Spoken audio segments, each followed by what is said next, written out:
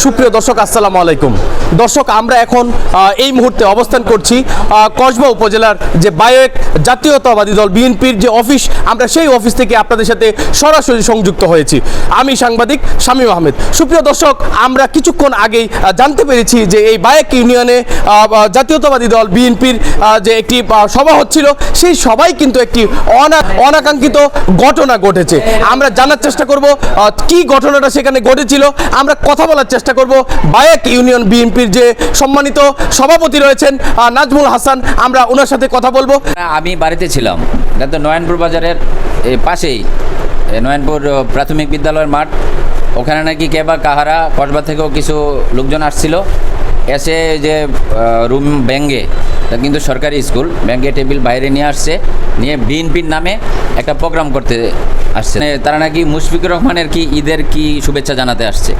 আমনে যারা আওয়ামী লীগের সাথে আতাত করে গত 15 বছর ব্যবসা করেছে, গরুর ব্যবসা করছে, স্মাগলার করছে, তাদেরকে নিয়ে যদি বায়েক ইউনিয়নে আমাদের সামনে চোখের সামনে কেউ বিএনপির নাম দিয়ে প্রোগ্রাম করতে এসে আমরা কি তা মাথা পেতে নেব?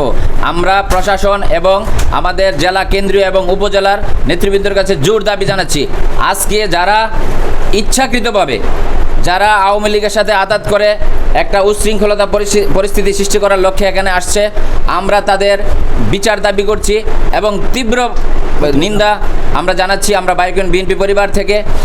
দর্শক, আমরা এখন কথা বলার চেষ্টা করব বায়েক ইউনিয়নের যে সম্মানিত সাধারণ সম্পাদক রয়েছেন, আমরা তার সাথে কথা বলবো। ভাই সাহেব, আপনি সেই মিটিংয়ে গিয়েছিলেন এবং সেখানে কি ঘটেছিল আমাদেরকে যদি একটু বলেন। বিসমিল্লাহির রহমানির রহিম। আজকে ঈদ উপলক্ষে 10:30 বাজে আমি নয়নপুর বাজার আসছি।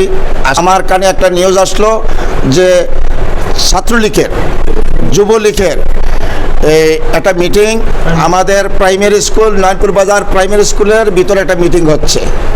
তখন আমি 2-4 জন লোককে অবগত করলাম যে এখানে কি কি মিটিং হতে পারে। তখন রুস্তম অ্যাডভোকেট, সে অ্যাডভোকেট যুবলীগের সভাপতি, তাদের সহসভাপতি, তাদেরকে নিয়ে আমি প্রশ্ন করলাম, রুল আমিন সহকার, তাদেরকে আমি প্রশ্ন করলাম যে আজকে 5 আগস্টের আগে তোমরা আওয়ামী লীগ যা আমাদের দলীয় লোকের উপরে নির্যাতন করেছ, এখনও আবার একটা হাইব্রিড বিএনপিকে পাশে নিয়ে আজকে ওই পাইতারা চালাইয়েছ।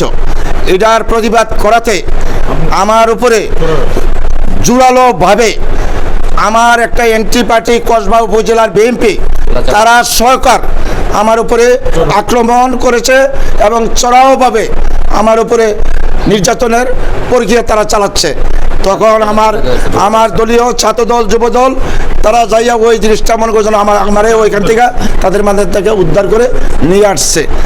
যে আশরাফ ভাই, উনি ভদ্র মানুষ, উনি আমাকে যেইভাবে মনে করছেন ঝাঁপিয়ে ধরেছে, তার সাথে যে সহকারী আছিল তারাও আমাকে ধরেছে।